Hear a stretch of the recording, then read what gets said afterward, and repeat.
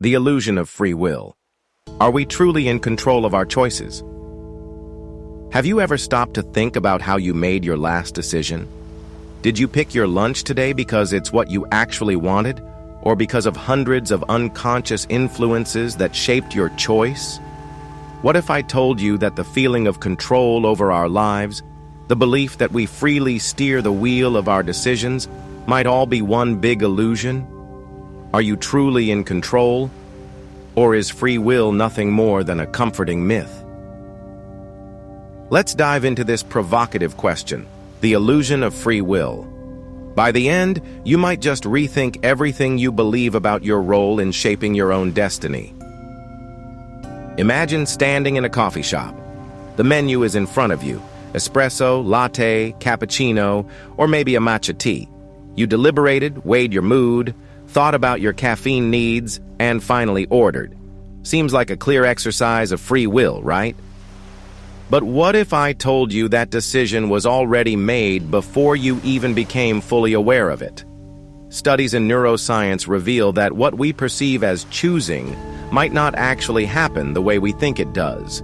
Your brain likely decided on that latte several milliseconds before you thought you decided. Still confident in your control over your choices? For most of us, free will, the ability to make our own decisions, is what gives life meaning. It's why we feel pride, guilt, or satisfaction. It's why society holds people accountable for their actions. Without free will, how can we claim responsibility for our triumphs or failures? But what if the very idea of personal autonomy is an elaborate illusion? Let's look at the science. Research in neuroscience, like Benjamin Libet's famous experiments, has shaken the foundations of free will. In his studies, participants were asked to press a button whenever they felt like it. While they reported consciously choosing the moment to act, brain scans revealed something shocking. The participants' brains showed patterns of intention before they were aware of their decision to press the button. Think about that. Your brain might already know what you'll do next, long before you consciously decide. It's like your mind is running a background program, quietly executing commands you think you're in control of. This raises troubling questions.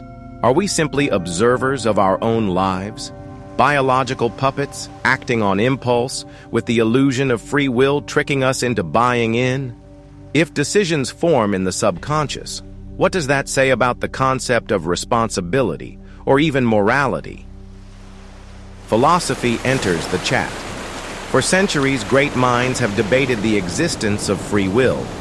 Determinists argue that everything, yes, everything, is caused by something else.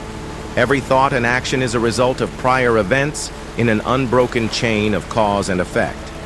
Your choices, then, are nothing more than an inevitable outcome of neurons firing based on your experiences, genetics, and environment. Freedom of choice? Not according to determinists. But let's not throw in the towel just yet. Some philosophers, known as compatibilists, believe that free will can still exist, within certain constraints.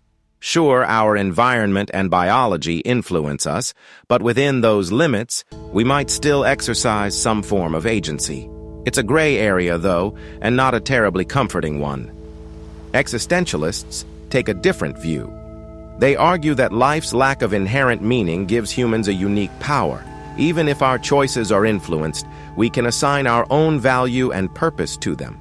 This perspective offers hope, but doesn't fully resolve the question: are we truly free, or simply finding ways to cope with our lack of control? Now let's get real. Beyond neuroscience and philosophy, let's explore the everyday forces at work. Your upbringing shapes how you see the world. If your parents were strict, you might find yourself endlessly striving for perfection or rebelling against all rules. Is that rebellion a choice or a reaction you couldn't avoid?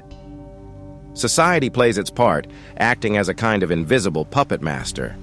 You think you're not influenced by trends, but look at how marketing works. Advertisers study behaviors and hack into what makes you tick. They don't just sell products, they sell feelings, lifestyles, identities. The brand of coffee you choose projects something about you, but did you decide that? Or did cultural narratives subtly drop that idea into your subconscious? The rules go deeper. Social norms dictate how we act in public, whom we date, and what we consider success. Even rebellious choices are often responses shaped by other external pressures. So when you define yourself as unique or independent, is that truly you, or who society shaped you to be? Now let's zoom out further. Humans didn't just pop into existence as modern beings with complex brains. We're products of evolution, and much of what we do today started as survival mechanisms. Take fear, for instance. It's not something you choose to feel when startled. It's hardwired. If a lion charges at you, you run because your evolutionary programming tells you to.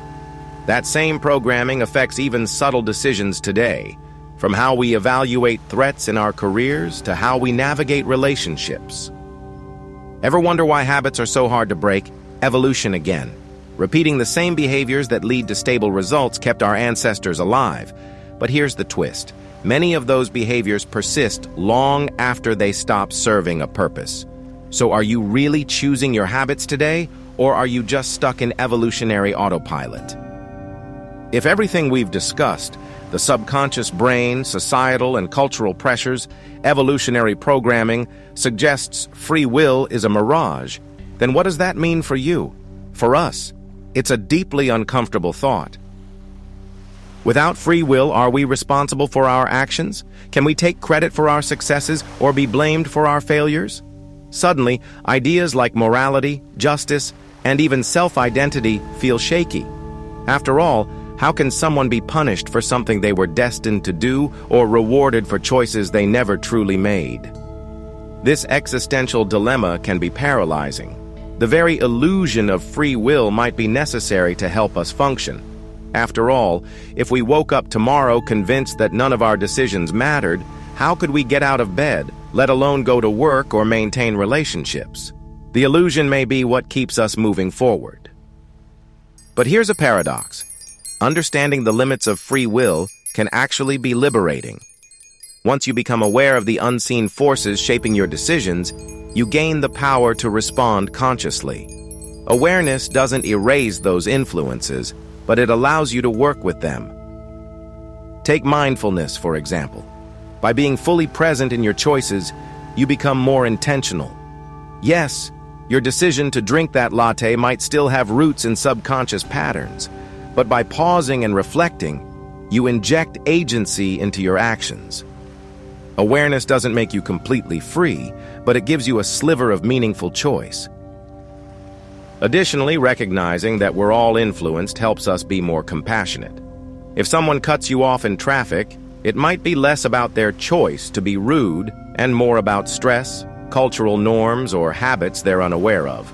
Understanding the illusion of free will can deepen our empathy. So let's circle back to the question: are we truly in control of our choices? The science, philosophy, and sociology all challenge the idea of complete autonomy. Yet, rejecting free will outright feels deeply unsettling.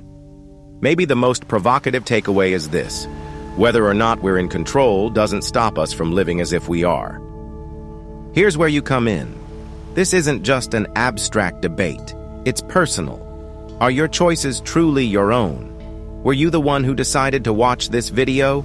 Or was that choice shaped by an algorithm, a recommendation, or curiosity you didn't fully control? Add your thoughts in the comments. Do you believe in free will, or is it a grand illusion? Let's spark a debate that challenges all of us to examine who or what is really in control. After all, isn't questioning our choices the truest act of freedom?